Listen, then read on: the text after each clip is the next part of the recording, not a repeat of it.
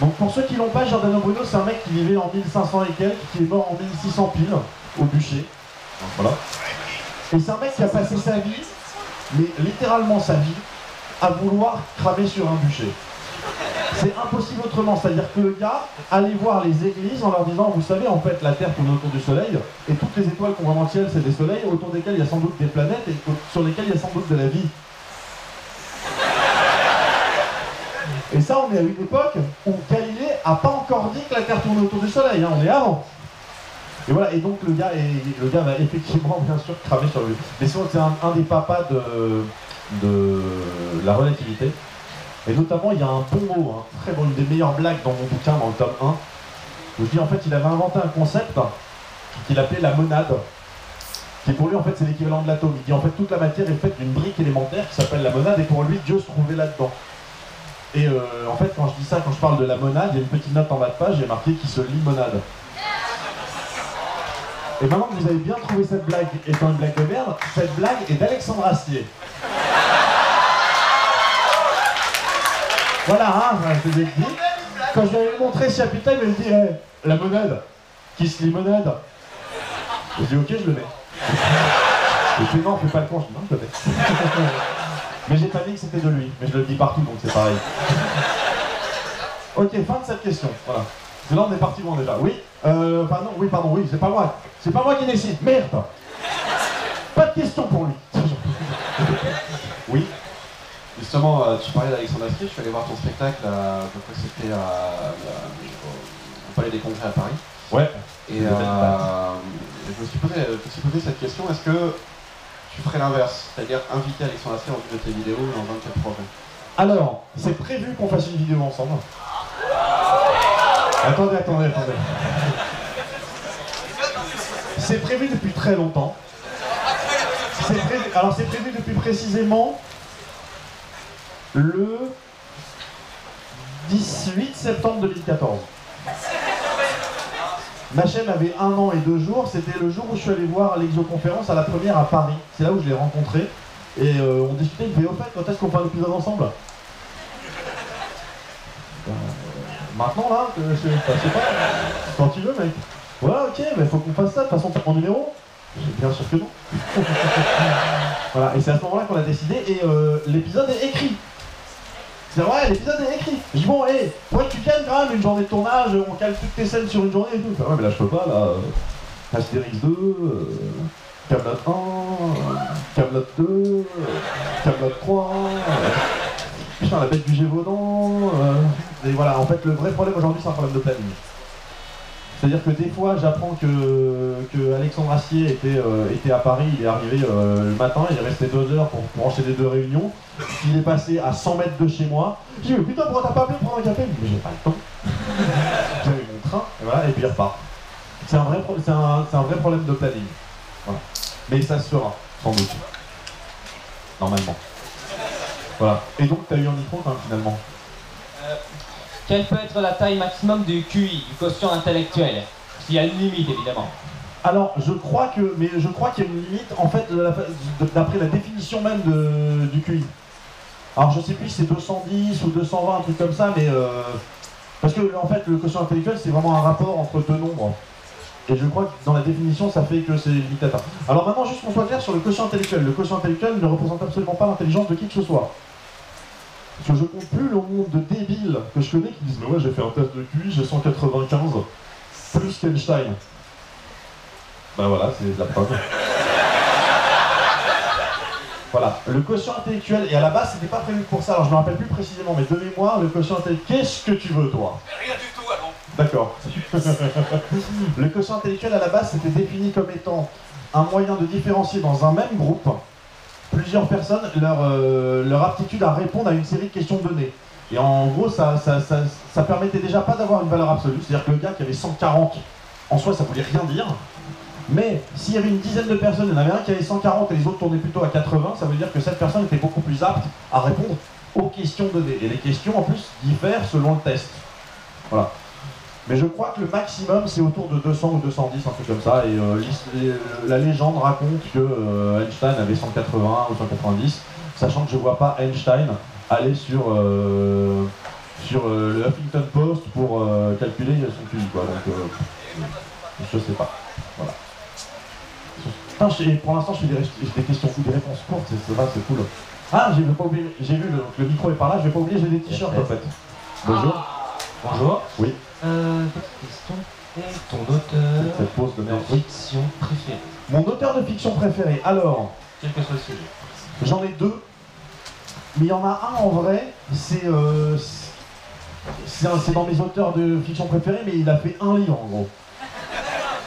Bon, en fait, il a fait 2 livres, et le deuxième est très bien aussi, mais le premier était tellement ouf. C'est un mec qui s'appelle Marc Danielewski, qui a fait un bouquin qui s'appelle La Maison des Feuilles. Est-ce qu'il y a des gens qui connaissent ici? Ouais, moi Alors, je vais essayer de vous résumer, il rigole déjà, je vais essayer de vous résumer La Maison des Feuilles. Vous allez voir, enfin le pitch. Il y a un gars qui est un reporter photo qui allait dans le monde un peu voir là où il y a la guerre, là où il y a les machins, les familles, etc. Donc un grand reporter photo. Et ce qui se passe, c'est que sa famille, donc il a une femme, des enfants, et sa famille dit attends mec, tu pars 9 mois par an, ça peut plus continuer comme ça. On peut pas vivre ensemble comme ça, une vie de famille. Et donc il rentre avec eux et il décide de lancer un nouveau projet.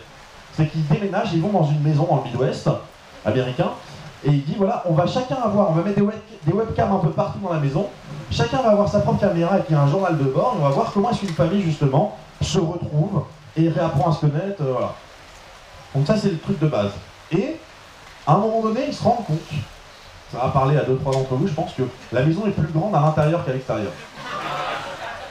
Non seulement ça, mais qu'elle est de plus en plus grande à l'intérieur qu'à l'extérieur. Jusqu'au moment où il y a un mur à l'intérieur qui est tellement grand qu'il y a une porte qui apparaît un matin qui n'était pas là la veille. Et ils ouvrent la porte, ils voient un long escalier qui descend.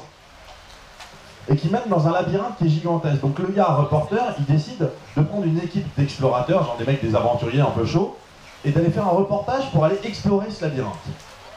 Et ils en font un petit documentaire qui s'appelle le rapport Navidson, parce que le mec s'appelle Navidson, qui fait quelques minutes. Là, on n'est pas encore dans le livre. Il y a un gars ensuite qui voit cette vidéo et qui décide d'en faire une analyse, à la fois filmique, de ce qui se passe, etc. Et donc, c'est un mec, je sais plus comment il s'appelle, qui fait toute une analyse de cette vidéo. On n'est pas encore dans le livre. Maintenant, c'est l'histoire d'un gars qui est tatoueur, qui arrive en Californie pour bosser dans un salon de tatouage en Californie, et qui en fait, quand il rentre dans la maison où il va vivre, il trouve qu'il restait des affaires du mec d'avant, et il trouve notamment une copie du texte, de l'analyse de la vidéo dont je parlais. Et il décide de la lire sans avoir vu la vidéo, il décide de la lire et de la commenter. Le bouquin, c'est ça. C'est l'analyse du truc, commentée par le gars qui en même temps raconte sa vie de tatoueur. Ça a l'air perché, mais c'est pire que ça. Ce bouquin est un labyrinthe, c'est ouf, il y a des renvois de pages qui peuvent... C'est-à-dire que moi j'ai mis des notes en bas de page qui durent 80 pages. C'est un vrai labyrinthe, c'est un truc de fou. Donc ce bouquin, si vous avez l'occasion un jour de le lire, il faut pas regarder la télé en même temps. Hein. Ah non. Mais c'est vraiment un bouquin, le mec a mis 12 ans à écrire ce bouquin. Et ça le saoule parce que dès qu'il fait une conférence, on lui dit comment t'as fait pour écrire ce bouquin? Je dis putain.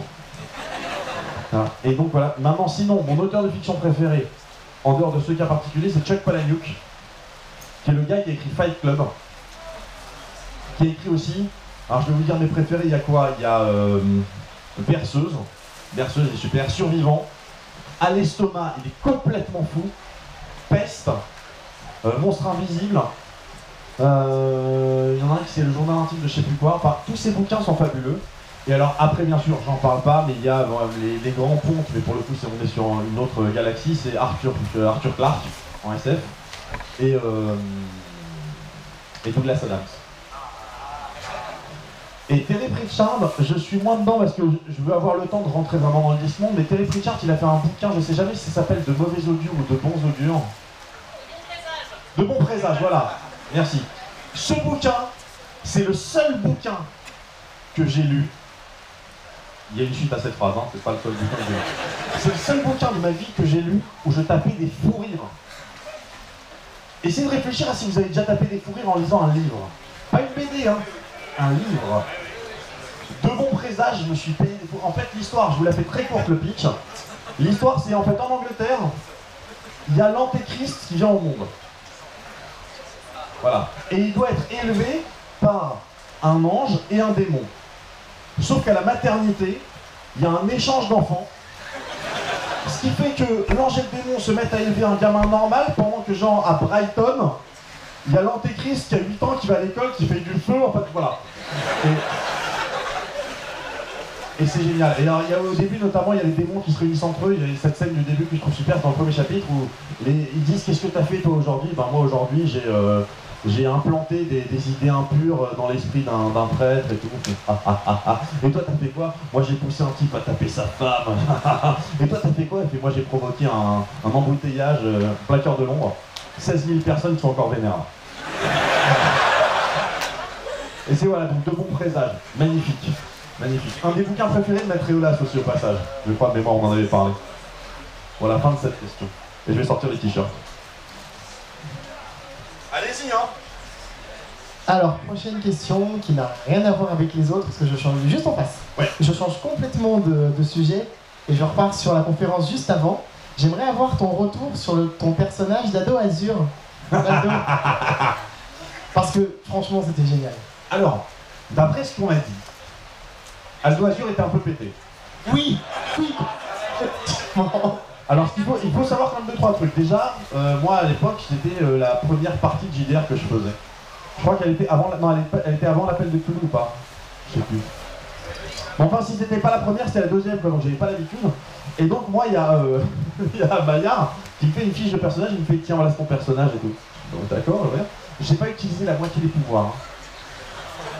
Aldo Azur avait notamment comme pouvoir, s'il se concentrait, qu'il réussissait un jet de dés, on est d'accord que s'il se faisait attaquer, c'était son pouvoir de défense. C'est-à-dire que je suis en défensif, je me fais attaquer par le troll, il me prend 4 PV, donc je lance mon dé pour contre-attaquer, enfin pour me défendre, et en fait, les 4 PV, c'est lui qui les prend.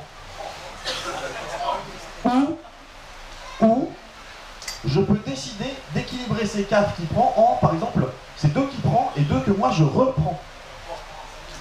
C'est-à-dire que potentiellement, en me mettant des coups, je gagne du PV. Ah non, mais il y avait des trucs de ouf.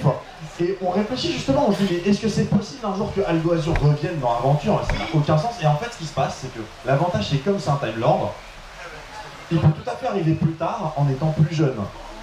Et en ayant beaucoup moins de pouvoir. En ayant des pouvoirs un peu plus moisis. Voilà.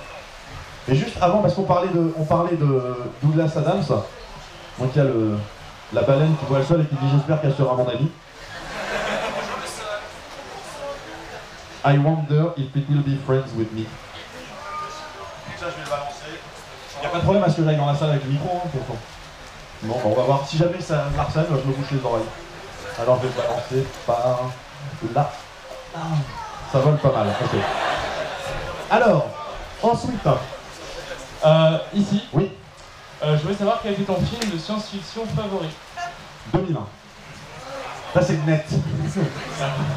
C'est 2001 pour moi, c'est vraiment, je pense que c'est objectivement, c'est difficile à dire pour un film, mais je pense que objectivement c'est le meilleur film vraiment dans la catégorie science-fiction anticipation. Dans le truc qui est totalement plausible. Et sinon après il y a Contact. Contact aussi qui est vraiment... Et Interstellar si on accepte l'idée que les 20 dernières minutes sont purement allégoriques.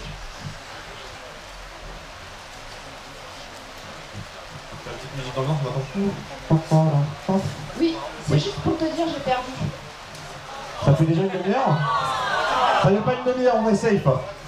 Mais merci, je m'en rappellerai. Alors, y a-t-il d'autres questions? On a une question du Joker. Ah, why so serious? Il a fait à chaque fois, les gars. Why so serious? Bonjour. Salut. Alors, j'ai une question qui est un petit peu pareille que les autres. Ton jeu vidéo préféré? Bonjour. Oh, Si tu joues. je joue beaucoup, j'ai un peu moins le temps maintenant. Là, j'étais au Japon en avril, je me suis racheté plein de jeux de Famicom. Notamment tous les jeux que j'avais avant et que je ne trouvais plus, enfin, etc. Donc là, en ce moment, je suis en train de me refaire plein de jeux. Donc ça, c'est la réponse à ce que je joue. Je joue pas mal, mais à des vieux jeux. Je joue peu... J'aime beaucoup les jeux asymétriques, mais il faut jouer à plusieurs, j'ai pas d'amis. Ouais, je sais. Non, mon jeu vidéo préféré... nécessairement, je vais en dire plusieurs. Voilà. Je pense que indépendamment de la hype que j'ai actuellement sur ce jeu, je pense que Breath of the Wild est vraiment dans mon top 10. Le dernier Zelda, hein, pour ceux qui... C'est bon? C'est qui Zelda?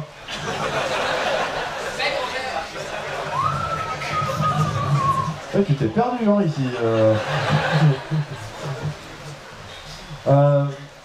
Moi, il y avait un jeu que j'avais adoré, mais là pour le coup, c'est vraiment parce que j'étais gamin à l'époque. C'était le premier jeu que j'ai eu de NES après Mario qui était livré avec la boîte. C'était Goonies 2. Le tout premier Zelda, j'ai kiffé. Le deuxième Zelda aussi, j'ai kiffé. Le Ocarina of Time, bien sûr. J'aime beaucoup les Zelda. Hein, voilà. Indiana Jones, c'est la dernière croisade, le point and click. Je suis désolé, vous aviez 4 ans, mais c'est comme ça, hein. Fallait pas me poser la question aussi. Et là, en ce moment, je suis sur le Batman sur NES. Très très dur. Très très très dur. Voilà, en gros. Et je suis sûr que j'ai oublié des jeux super.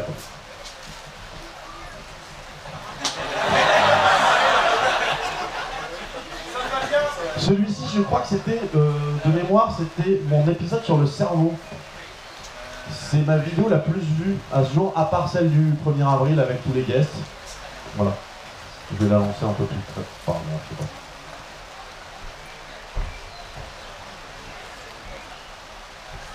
pas. Alors, c'est un jour, il n'y a pas de raison, mais un jour, imagine le truc qui se termine en baston, ça va.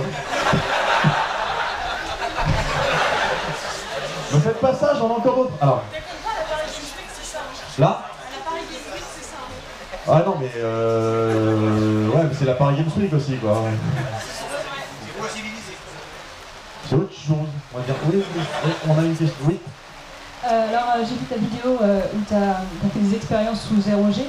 Ouais. Est-ce qu'il y a d'autres trucs un peu complètement foufou que dans ce genre-là que tu aimerais encore faire? Alors en imaginant vraiment tout est possible? Ouais. Alors, je vais aller sur un truc qui n'est pas nécessairement ouf, mais qui est très difficile à faire parce qu'on n'autorise pas les gens à y aller. J'aimerais bien visiter le Super Kamiokande au Japon. Donc c'est un détecteur de neutrinos. Vous avez certainement déjà vu une image où en fait ils ont construit quasiment une sphère sur laquelle il y a des espèces de grosses ampoules partout sur les murs, une grande salle disco. Et en fait c'est une bassine, en bas il y a de la flotte et on se promène là-dedans en barque. Et c'est un truc qui est assez fou. Sinon, maintenant si on part vraiment sur un truc vraiment fou, j'aimerais bien un jour que les mecs disent bon bah, on va envoyer un youtubeur dans la station spatiale. Pour un mois. Ça, je pense que c'est un des rares trucs où je pourrais accepter de m'éloigner de ma famille pendant un mois ou deux quoi. Et je pense que c'est le rare truc où il me dirait ouais non mais oui, vas-y. T'as confiance dans les petits virus? Ah putain c'est vrai. Vous savez, juste parce qu'il faut expliquer pour ceux qui l'ont pas, c'est-à-dire que les Américains, les scaphandres des Américains pour aller dans l'espace, entre les gants et les manches, ils ont tout un système de joints avec des vérins pour pouvoir tourner le bras sans perdre l'étanchéité, etc. Pour vraiment dans l'espace, il y a quasiment zéro pression, ça tienne bien. Les Russes, en fait, ils mettent des gants quasi normaux et ils enroulent avec du scotch. Mais ils font genre 20 tours, ils font.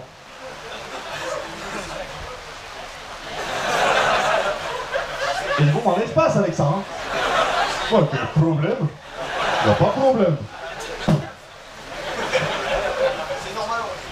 Et mais Soyouz, c'est-à-dire que moi j'ai visité à la Cité de l'Espace à Toulouse, j'ai visité une capsule Soyouz, on sent que là-dedans il y a des trucs, mais le mec il répare au chewing-gum quoi. C'est bien, c'est bien. Ça tient, pas de problème. Voilà, faut avoir confiance dans ce cas, d'un autre côté ça fonctionne bien, hein, les mecs ils ont pas d'accident, mais... Les Américains, je suis sûr qu'ils avaient des airbags dans les... Ça sert à quoi, de toute façon on explose. On a un airbag. Oui, on va exploser, mais on a un airbag. Voilà. Il y a... Oui. Oui, mon Bruce, oui. La question c'est de savoir, est-ce que tu as... Donc c'était bien avec le ESA que tu as fait les vols paraboliques? Du tout, c'est avec la société Neurespace, c'est la société qui fait le vol. Ah oui d'accord, bon, qui d'ailleurs n'est pas... c'est une filiale indirecte du CNES, pas de l'ESA. D'accord. Alors, mon question c'est donc Thomas Pesquet est rentré hier. Ouais. Tout va bien, c'est super. Et est-ce que tu as des contacts avec lui ou tu serais intéressé peut-être? Alors j'ai pas de contact direct avec lui, mais j'ai été contacté par une, je sais pas exactement par qui, mais sans doute par quelqu'un du CNES ou de l'ESA, faudrait que je regarde au niveau de l'adresse mail, qui m'a dit il va y avoir en gros quand il va passer par Paris, il va y avoir une espèce de petite conférence devant la presse tout ça, et qui voulait savoir si je voulais en être. Et je dis bah ouais. J'aurais peut-être moi rien du coup à y filmer ni rien, mais voilà, ouais, j'aimerais bien en être quoi. Donc ouais, c'est cool. Mais d'un autre côté, si tu veux, moi j'aimerais bien y aller. Tu veux dire, tu y as été, c'était cool, ouais, c'était super. Ouais, bah je t'emmerde. Moi aussi je l'ai fait par tranche de 22 secondes, 15 fois. Mais oui, bien sûr.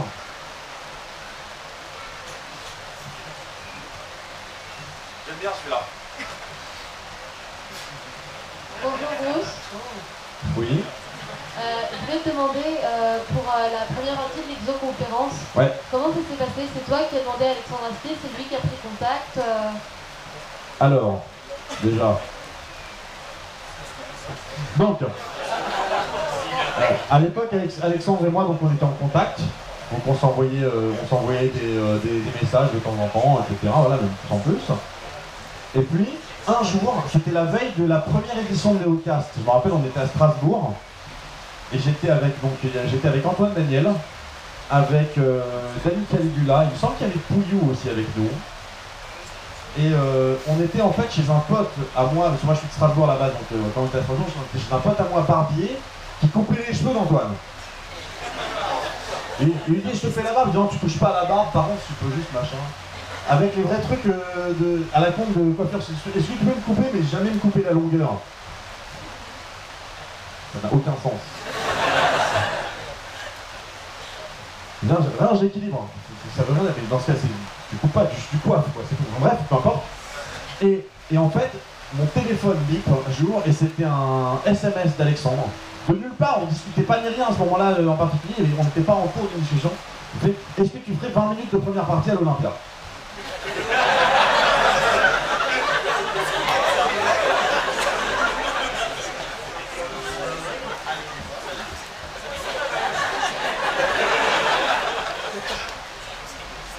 Antoine à côté, j'ai fait quoi?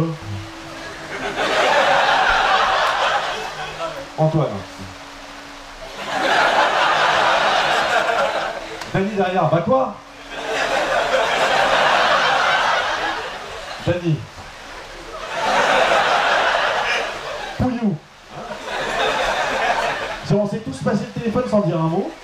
Après j'ai juste fait signe, genre rendez-moi le téléphone une seconde, juste que j'écrive très vite oui. Avant qu'il change d'avis. Et après, donc, moi j'ai dit oui, il m'a dit ok, donc on va prendre rendez-vous, on va se voir dans ma boîte de prod sur Paris, etc. Voilà, et donc on a été, et là c'était la première fois que je le revoyais depuis que j'avais vu l'exoconférence. Et donc on se fait un rendez-vous de travail avec Alexandre, avec Jean-Christophe Ambert. Ouais, ça va? Ouais. Et donc en fait ils m'ont expliqué, et là où ils ont été très cool, c'est parce que moi, il y a un truc qu'il faut savoir, que moi je savais à l'époque, mais de façon tout à fait, c'est tout à fait par hasard que je savais ce truc-là, mais que les gens ne savent pas nécessairement d'habitude, c'est que le modèle économique des salles de spectacle, selon la taille de la salle, est un peu différent. Et typiquement pour l'Olympia, c'est une salle qui est suffisamment grande pour que le modèle économique impose de faire tourner le bar. C'est-à-dire qu'il y a beaucoup de l'argent qui vient du bar.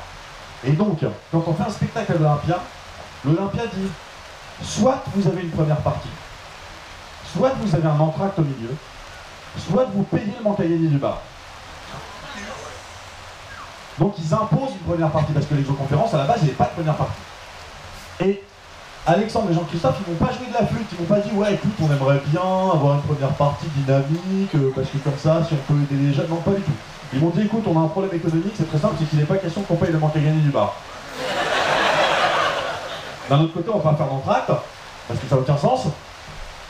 Et en fait, ce qui se passe, c'est qu'ils ont cherché pendant longtemps, genre ils ont passé plusieurs semaines à réfléchir à qu'est-ce qu'ils pouvaient bien mettre en première partie. Ils n'ont pas du tout pensé à moi, quand même. Et ils ont dit, genre, on va pas mettre un groupe musical. C'est pas une mauvaise idée, mais ce qui se passe, c'est que ça gâche un peu la surprise de la fin de l'exoconférence. Je dis bon, on va pas mettre un stand-upper. C'est pas l'ambiance. C'est ni bien ni pas bien, c'est pas l'ambiance. Ouais, je sais pas si vous avez déjà remarqué, quand on rentre dans un bar, les filles elles sont assises au bar, et les mecs ils sont debout. Salut, pareil, vous êtes en couple. Voilà. Donc ça pouvait pas du tout.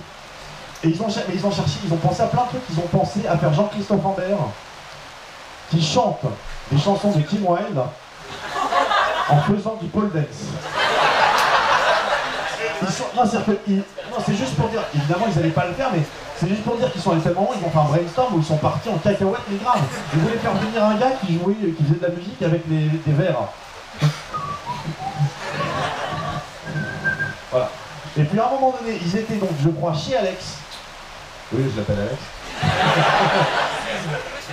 Sauf quand il est là, je l'appelle pas Alex, il est pas là. Et donc ils étaient donc chez Alexandre.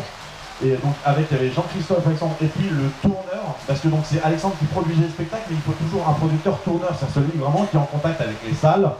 C'est une organisation particulière pour faire des spectacles, bref. Et il réfléchissait à ça, et puis Alex en avait marre de la discussion qui tournait en rond, et c'est à ce moment-là qu'il m'a envoyé le SMS, et quand j'ai répondu oui, il a dit c'est bon, vous emmerdez pas, j'ai trouvé. Le mec ne m'avait jamais vu sur une scène. J'aurais très bien pu arriver, genre... Ça aurait pu être, j'aurais fait genre... Ou alors genre... Ça va, voilà. Ça aurait pu être n'importe quoi. Donc je leur ai quand même dit d'aller regarder ce que j'avais fait à Vulgarisator, qui n'était pas payé ni rien, je n'ai pas payé. N'importe quoi, pas préparé. Mais pas payé non plus, hein, c'est évidemment, voilà. C'était pas préparé non plus. Et en leur disant, voilà, donc c'était pas préparé, mais voilà, au moins vous allez voir comment je bouge, si je parle bien, si ça va. Et ils vont dire, c'est bon. Ouais. Et puis je dis, mais du coup, vous voulez que je fasse quoi? Je vais pas faire une vidéo ni rien. Je dis, non, mais fais ce que tu veux. Non, mais là j'ai un peu l'impression que vous en avez rien à foutre, par contre. Donc ils m'ont dit, non, sérieusement, ce qu'on voudrait, c'est que tu fasses une introduction à l'exoconférence, sans parler d'un seul sujet traité par l'exoconférence.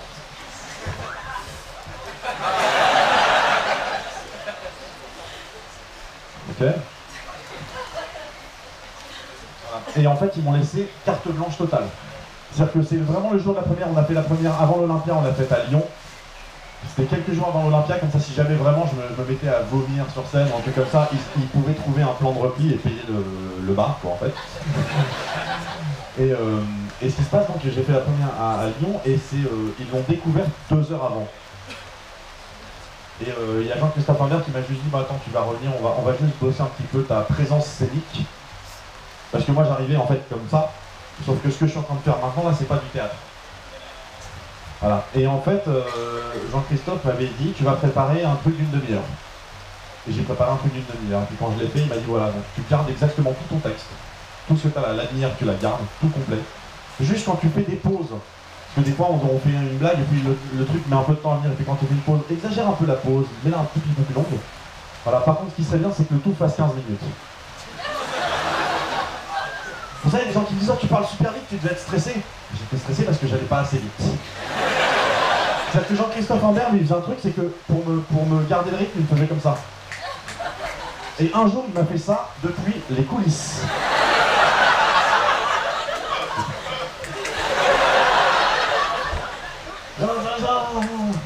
Arrête, putain.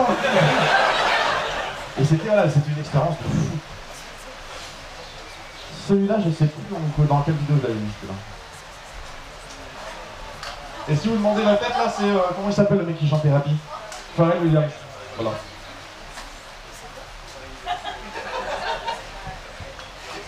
Enfin voilà. Hein. Alors du coup, on va tout de suite passer sur le suivant. Bon, le suivant, les gens vont pas aimer. Let's go avec une des premières questions qui était quelle est... Ouais. Donc, quelle est typique... Attends, j'arrive. Donc, ma question c'est, est-ce qu'il y aurait un équivalent féminin auquel tu aurais une considération similaire?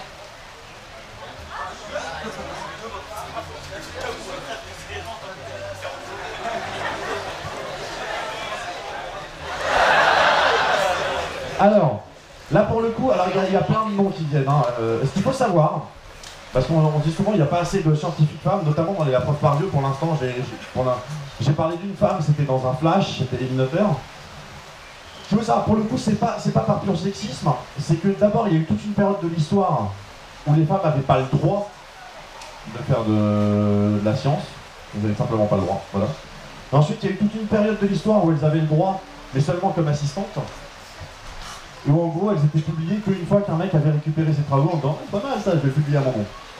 Voilà. Donc du coup, c'est très compliqué.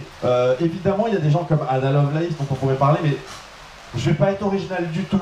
Je vais dire Marie Curie. Mais parce que Marie Curie, c'est comme Mendeleïev, c'est-à-dire qu'elle est beaucoup plus badass qu'on le croit. Marie Curie est la seule personne à ce monde, homme ou femme, à avoir eu 2 prix Nobel dans 2 disciplines différentes et dont aucun n'est le prix Nobel de la paix. Non mais il y a des gens qui ont eu genre un prix Nobel plus un prix Nobel de la paix. Elle a eu un prix Nobel de physique et un prix Nobel de chimie. Il n'y a personne d'autre qui l'a fait. Et ce qui se passe, il faut savoir, pour vous donner un peu une idée de la personne, c'est qu'à un moment donné, pendant ses recherches, elle est coincée en maths. Elle voit, elle n'a pas le niveau. Et donc, normalement, ce qu'il faut faire dans ces cas-là, c'est aller chercher quelqu'un qui a le niveau en maths et lui dire, écoute, tu vas m'aider à débloquer ce truc-là. Elle, non. Elle dit, je vais reprendre mes études de maths. Je vais tout arrêter, je vais reprendre mes études de maths, je vais passer un doctorat en maths. Comme si c'était dans l'osaterie la plus totale. C'est quelque chose, non, je vais passer un doctorat en maths. Elle sort major, parce que pourquoi pas. Et avec son doctorat en maths, elle reprend ses trucs, elle débloque, et c'est ensuite elle finit, et donc elle réussit, quoi, en plus. Elle trouve. Et pas juste elle cherche, elle trouve. Et voilà. Et ce qui se passe, c'est qu'il faut savoir que dans les années 1910, Marie Curie était surtout connue pour être la maîtresse de Paul Langevin. Paul Langevin qui était marié. Elle était déjà veuve.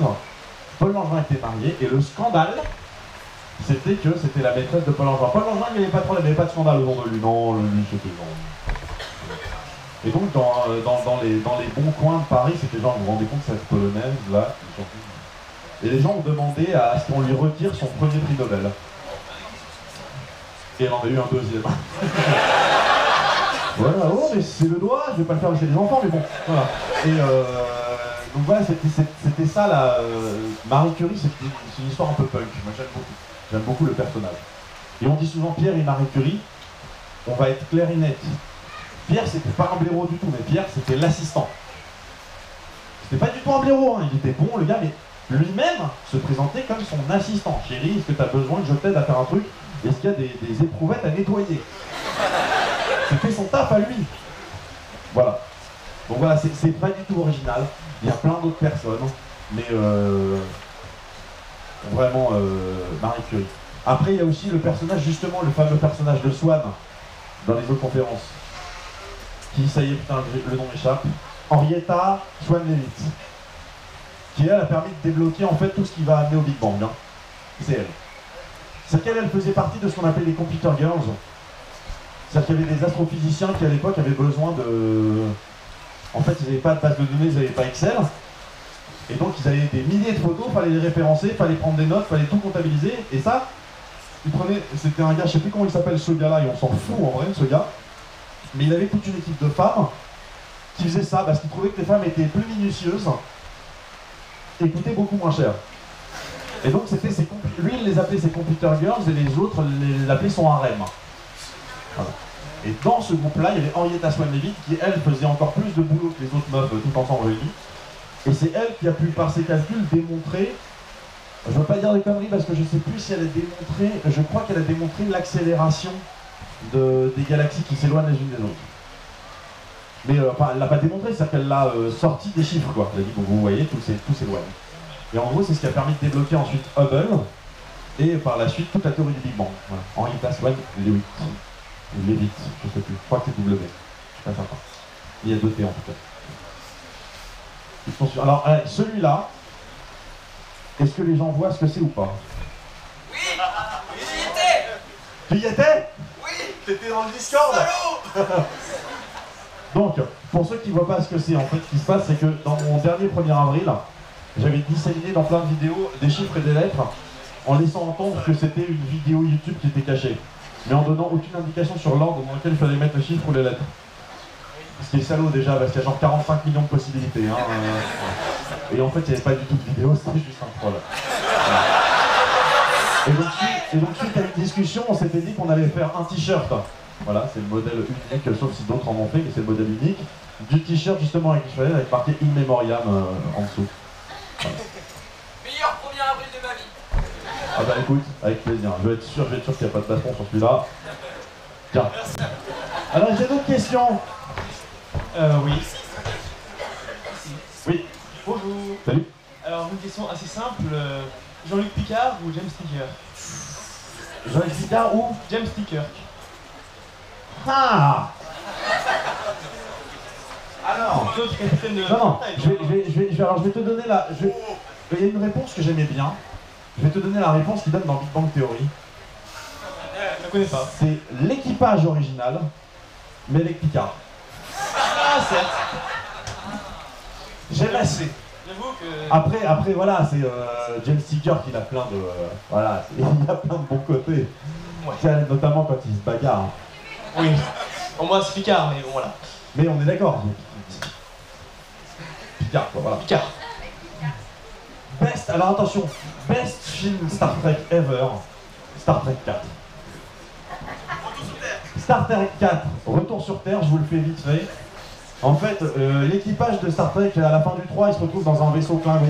En fait, et donc il rentre sur Terre et il découvre que la Terre est attaquée par une espèce de grande machine, un vaisseau, voilà, qui en fait envoie des signaux. Qui sont des signaux en fait en langage baleine bleue. Et qui attendent que des baleines bleues répondent. Sinon elle détruira la Terre. Comment on le sait? On n'en sait rien puisqu'on ne comprend pas le baleine bleu. Mais bon. Là-dessus ils se disent, faut absolument qu'on trouve une baleine bleue. Oui mais l'espèce a disparu dans les années 90. Comment on va faire? Heureusement qu'on a un vaisseau Klingon qui va nous permettre d'aller plus vite pour tourner autour du soleil. On va remonter dans le temps, on va arriver dans les années 80 pour aller chercher une baleine bleue. Et donc on a l'équipage de Star Trek qui va dans les années 80. On a Spock qui se prenait avec un bandeau pour cacher ses yeux avec une espèce de kimono chelou. Les autres ils sont habillés avec des épaulettes et enfin, ce film est une merveille.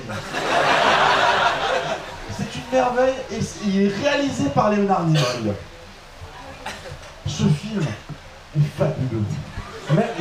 Et je veux dire, ce film est fabuleux si vous adorez Star Trek, il est fabuleux si vous détestez Star Trek. Et pareil, si vous aimez ou si vous détestez les années 80, il y a tout dedans. Il y a Cynthia qui se promène et il voit des nanas qui sont en tenue d'aérobic en roller dans la rue comme ça, avec les petits bandeaux machin au niveau des coudes. Pas des protège-coudes, hein. Genre le petit bandeau en tissu comme il y a pour les poignets, mais au coude, genre. Et avec Spock qui se retourne genre. Et sur le logique. C'était magnifique, magnifique ce film. On en est où? Oui. Une petite question, je voulais savoir si tu avais des correcteurs sur tes vidéos, si tu prévoyais des relecteurs pour éventuellement les erreurs scientifiques, des choses comme ça. Du tout. Pas du tout. Non? Zéro. Ça c'est une grande question que j'ai eue avec plein d'autres youtubeurs. Il y a eu ça rentre dans le même débat que le débat des sources. Est-ce qu'on met ses sources, est-ce qu'on met pas ses sources? Moi je mets mes sources quand j'ai envie de mettre mes sources et je les mets pas quand j'ai pas envie de les mettre. En fait les relecteurs c'est pareil, ce qui se passe c'est que je vais pas donner de nom. Mais je sais qu'il y a maintenant quelques youtubeurs qui justement quand ils font des vidéos de science les font relire par des entre guillemets des spécialistes du domaine en question. En général ce qu'ils font c'est qu'ils font appel à des doctorants. Donc ils sont des étudiants en train de passer leur doctorat. Donc c'est les pires personnes à qui on peut parler de vulgarisation. Parce que c'est des personnes qui si elles font... C'est pas vrai ça. Ce sont des personnes qui si elles font une approximation peuvent foirer leur carrière. Elles sont formatées pendant ces études-là pour être précises, ce qui est bien. La vulgarisation, c'est quelque chose de très difficile quand on est très pointu dans un domaine. Bref. Et ce qui se passe, c'est qu'il y a des youtubeurs qui ont fait appel donc à des gens comme ça pour faire... alors, je ne sais pas si c'est juste moi, mais en plus j'ai pris renseignement après avec les youtubeurs pour dire moi sur cette vidéo, tout ça, il y a quelqu'un qui a relu ou pas. Je sais dire à l'avance quand quelqu'un a relu ou pas. Et je sais dire à l'avance quand quelqu'un a corrigé parce qu'il y a des explications qui deviennent incompréhensibles. Après, c'est aussi un peu de la faute du youtubeur, il doit se rendre compte que ce qu'il raconte est plus compréhensible et qu'il ne comprend pas lui-même ce qu'il raconte. Mais j'ai vu des vidéos où les gars expliquent des choses simples et puis d'un coup ils partent dans une explication ultra compliquée d'un truc.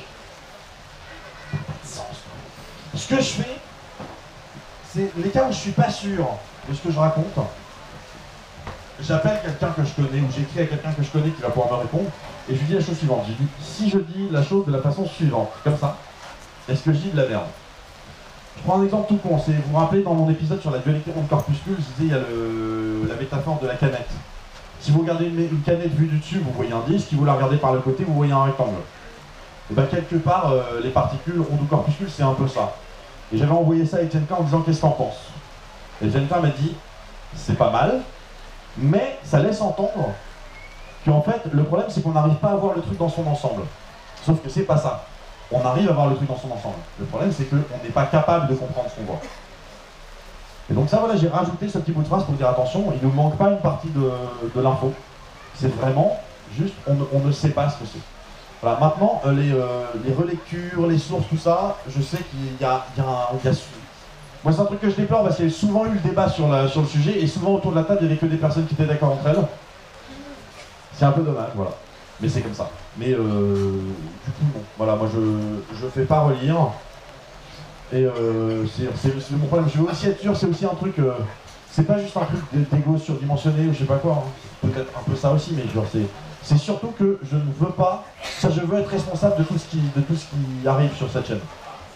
C'est-à-dire si je dis une connerie, c'est moi qui l'ai dit. Voilà. Et c'est à moi de la corriger après. Voilà. J'ai l'impression d'avoir plombé l'ambiance. Putain, oui. Salut Bruce, alors moi j'ai envie que ça parte en clash, donc j'aimerais savoir qui est selon toi le scientifique, ou les scientifiques les plus surestimés de l'histoire, ou les découvertes scientifiques. Pas forcément les trucs faux, mais les trucs où on en fait des caisses pour rien.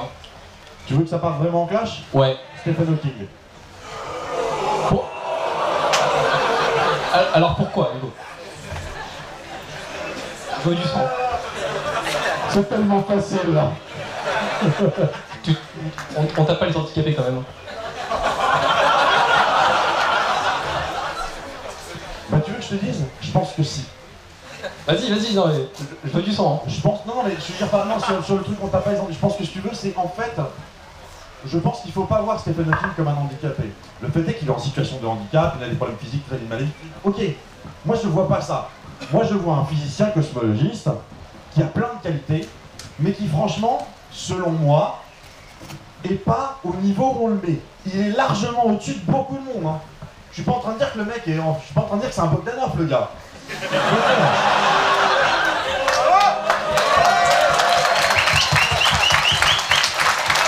Ok. Le mec est clairement un des meilleurs. Mais il n'est pas au niveau où on le met. Et notamment ce qui me saoule, c'est quoi? Ça fait quelques années. Je préfère largement le Stephen Hawking d'il y a 15 ans au Stephen Hawking d'aujourd'hui.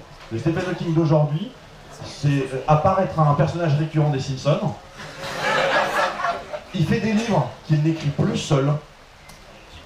Et en gros, si tu veux, et le parallèle avec les Bogdanov, je suis désolé, mais il y a un peu de ça, c'est-à-dire que quand tu lis aujourd'hui un des derniers bouquins, n'importe quel dernier bouquin dans les derniers de Stephen Hawking, tu vas avoir une partie qui va être histoire vulgarisation des sciences, qui est top, et à un moment donné, ça va se mettre à parler de Dieu, tu sais pas pourquoi. Ça, c'est quelque chose qui me dérange. Et notamment, si tu veux, il est ultra condescendant sur certains sujets, moi ça gêne pas. Il avait fait une série documentaire télé, où c'était lui, il apparaissait, on l'entendait, voilà, donc c'était vraiment lui. Ça, c'est les Robert Wolowitz, hein, voilà. It's only logical. Voilà. Et à un moment donné, il pose la question de genre, est-ce que Dieu existe? Alors déjà, mec, c'est pas ton rôle de poser cette question. Tu as le droit de la poser au même titre que n'importe qui, voilà.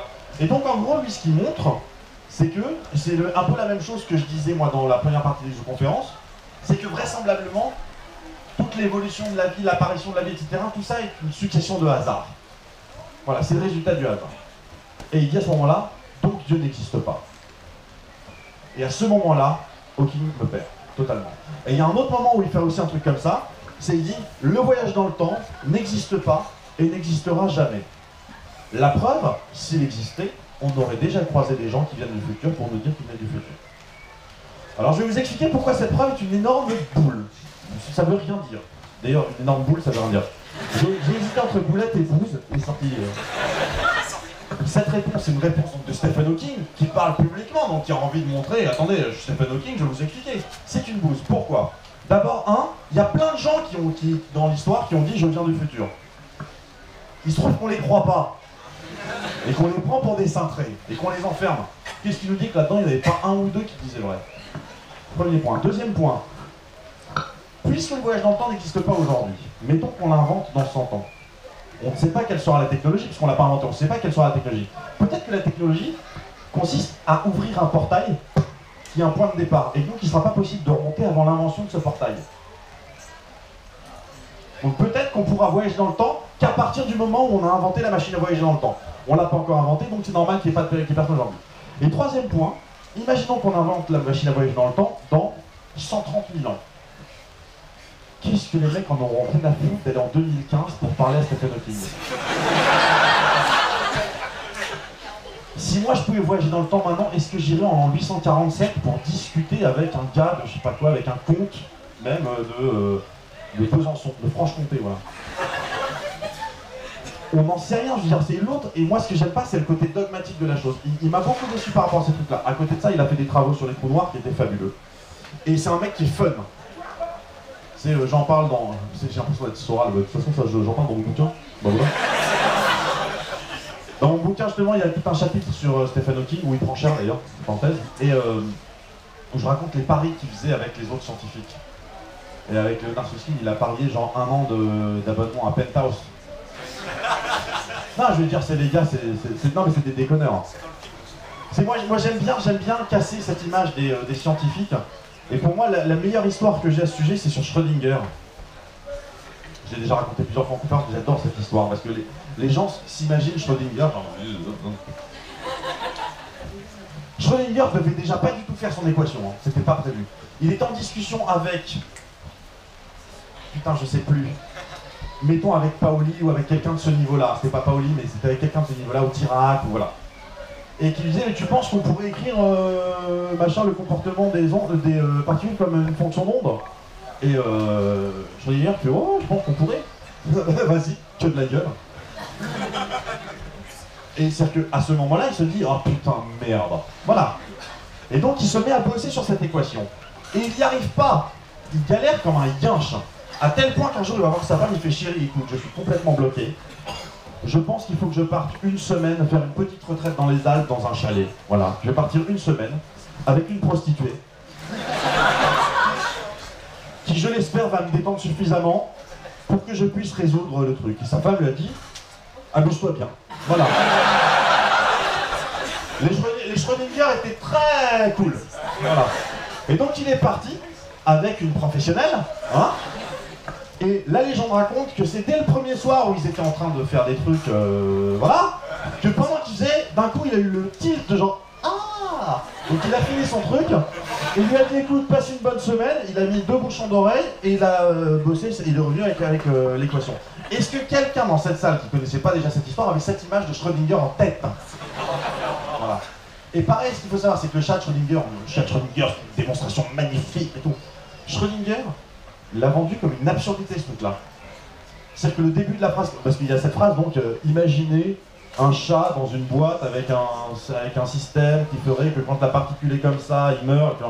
Le début de la phrase, c'est ce que vous racontez, monsieur, c'est aussi absurde que si je disais imaginez un chat dans une boîte. En fait, c'est-à-dire que du coup, Schrödinger passe pour le gars qui soutenait l'idée, alors qu'en fait, lui, il était totalement opposé à cette idée-là. L'idée étant que, et il avait raison, c'est-à-dire que l'idée étant qu'on pourrait imaginer à l'échelle macroscopique le comportement des choses à l'échelle quantique. Et c'est pas le premier à avoir eu l'idée, le premier c'était Einstein qui juste avant disait mais attendez, c'est comme si vous me parlez d'un baril de poudre à canon et vous me dites que bah, il a explosé et en même temps il n'a pas encore explosé. Ça n'a aucun sens. Dernière question et dernier t-shirt.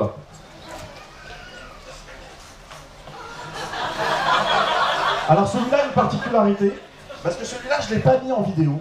Et je ne l'ai pas mis en vidéo parce qu'au moment où je l'ai eu, il y a Mathieu Sommet qui en a mis un identique dans une émission Salut l'équipe. Vous vous rappelez de Mathieu Sommet?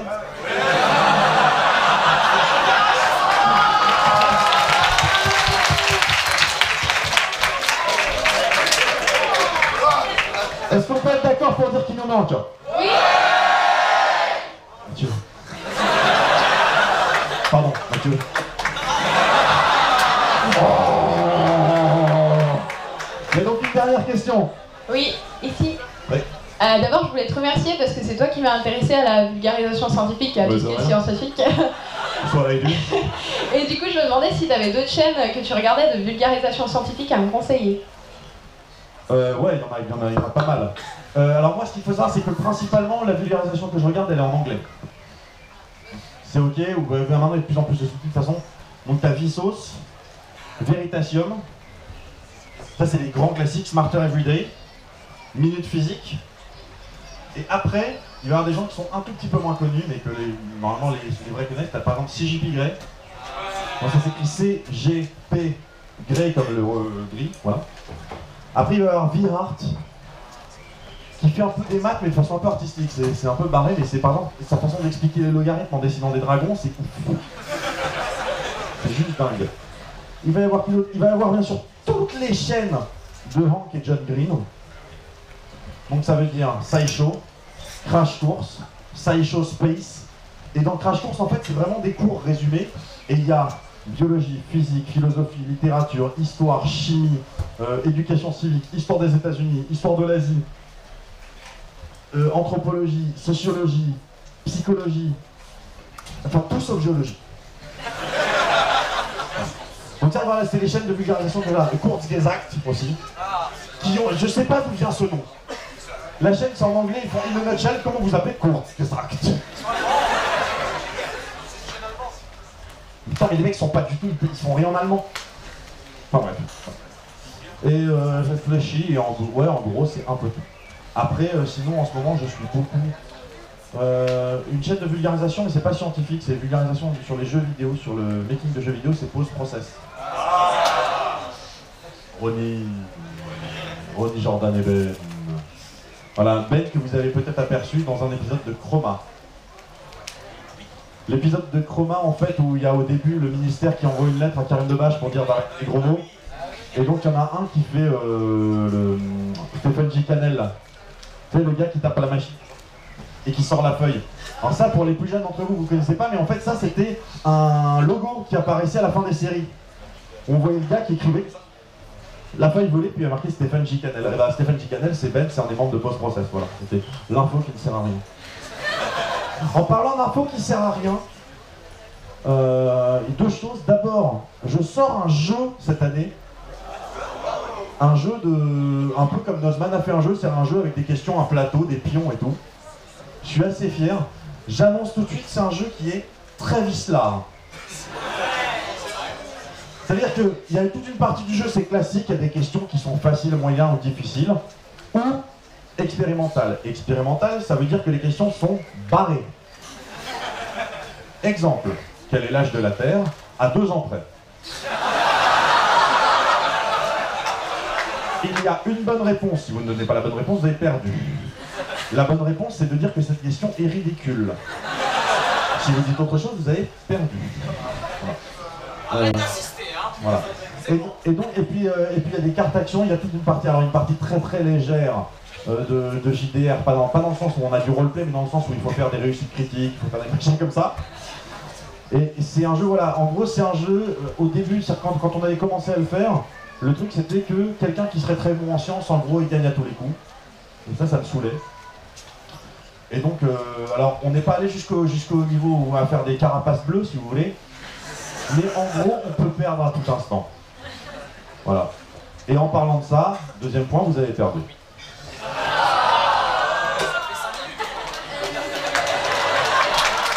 C'est tout pour les questions. Merci à tous.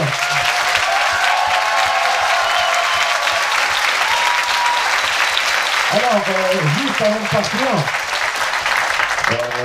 est-ce qu'il s'arrêtait de pleuvoir ou pas tout à fait? Non, pas tout à fait. Bon, de toute façon, est-ce que la pluie, ça nous a déjà dérangé ici? Non. Donc, passez de bonnes Big Ferries et puis on se revoit au détour des stands. Hein. Ciao.